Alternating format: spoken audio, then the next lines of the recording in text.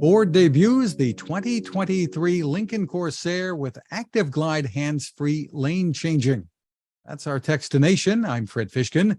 Joining us is Lincoln Corsair brand manager Dan DeRubeis. Hi, Dan. Hey, Fred. How are you? Terrific. Well, first off, congratulations. The Corsair is Lincoln's best-selling SUV, with sales up, I think, more than 20% so far this year. Yep, absolutely.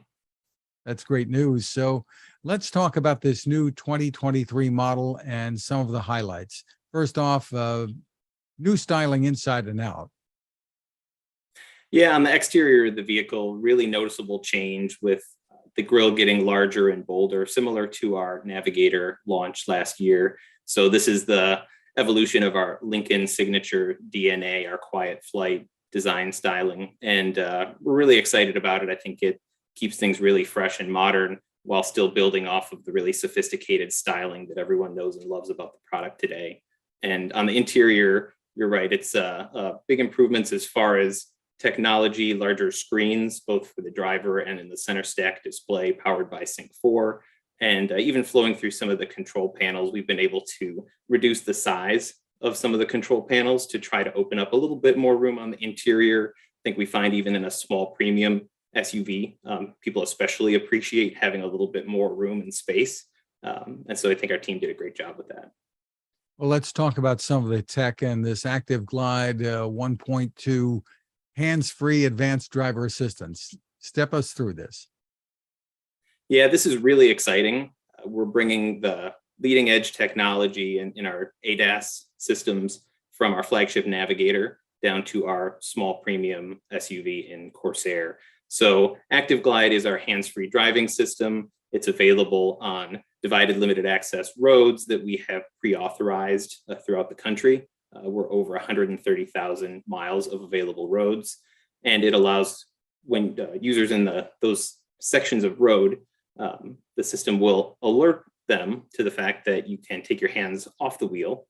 And at that point, you can drive hands-free. You do need to maintain eyes on the road. And so we have a driver state monitoring camera that tracks your head position as well as your eye gaze to make sure that you are in fact paying attention when you should be, and be able to enjoy a more relaxing experience in those scenarios. Describe for us what happens in that kind of scenario if somebody picks up their phone, for instance, and looks to the side or is looking down at the phone. What is the car going to do?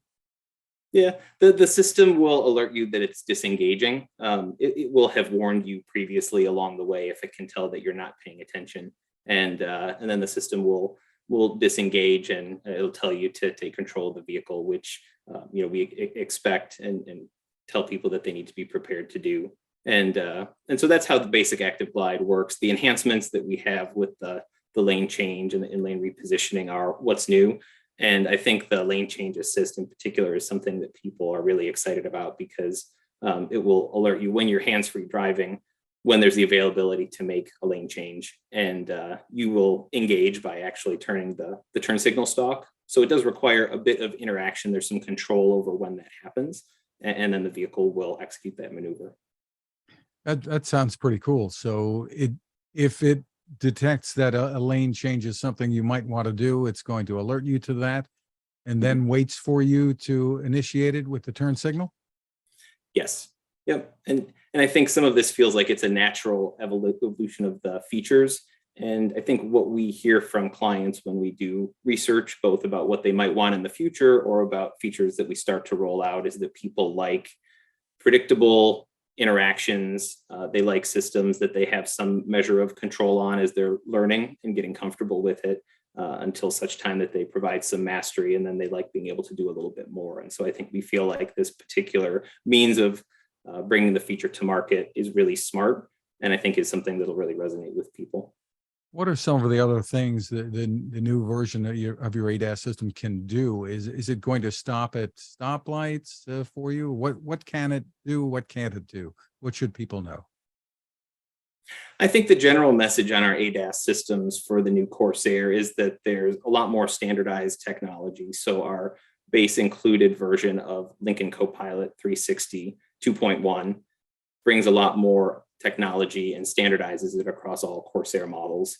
That includes things like intelligent adaptive cruise control, and we have a new predictive speed assist. So thinking about your question and what should people expect, what type of technology are we bringing on the new Corsair? It's features that also not only do a lot more or could do a lot more to the extent that you are interested in that, like we were talking about with ActiveGlide, but predictive speed assist is a means by which we're trying to make the vehicle drive in automated ways, more similarly to the way that you or I might drive them on the road. And so these are things like slowing gradually into changes in speed limit, slowing gradually into turns where we see them coming. So things where I think we've received feedback on either our features or for others in the marketplace that sometimes the interactions are just a little bit more harsh than the way that you would drive yourself. And so we're trying to round off some of those edges so that it feels really good when the systems are starting to do a little bit more for you. You also have the Corsair Grand Touring plug-in hybrid. Give us the overview there. The Grand Touring plug-in hybrid has been a great product for us so far. It's been in market for just over a year, so still relatively early, but we sell every one that we make, and we're getting a lot of feedback from our retailers around the country that it's something that there's increasingly more interest in. We feel like it's the right product for the moment in the sense that people can still fill it up and drive with gas like they would a traditional internal combustion engine today.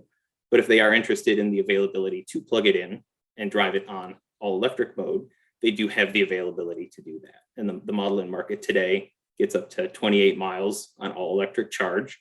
And we don't have numbers from EPA and won't for a little bit yet on the 2023. But that number is something that is really compelling for some people who have shorter commutes. They like to use all electric around town. And it's that first step maybe in what they see as a future walk towards electrification.